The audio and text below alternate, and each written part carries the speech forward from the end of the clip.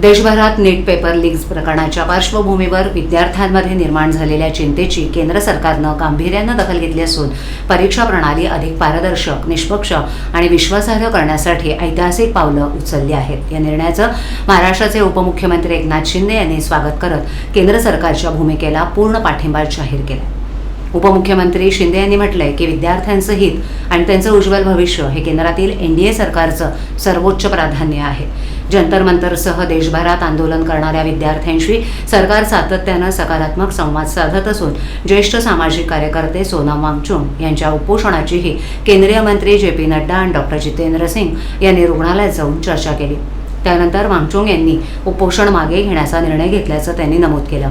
Paper leak सारख्या घटनांवर कायमस्वरूपी आळा घालण्यासाठी आणि विद्यार्थ्यांच्या भविष्याशी खेळ करणाऱ्यांविरुद्ध कठोर कारवाई करण्यासाठी पंतप्रधान नरेंद्र मोदी यांनी स्पष्ट भूमिका घेतल्याचं शिंदे यांनी सांगितलं।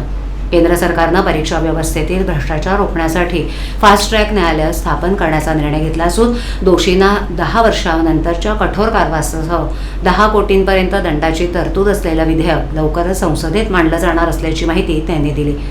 महाराष्ट्र सरकार या ऐतिहासिक निर्णयाचं मनापासून स्वागत करत असून राज्यातील विद्यार्थ्यांचे अधिकार, भवितव्य आणि गुणवत्तापूर्ण परीक्षा व्यवस्था सुनिश्चित करण्यासाठी केंद्र सरकारसोबत खांद्याला खांदा लावून काम करण्यास पूर्णपणे कटिबद्ध असल्याचंही उपमुख्यमंत्री एकनाथ शिंदे यांनी एक्स अकाउंटवरून पोस्ट करून स्पष्ट केले।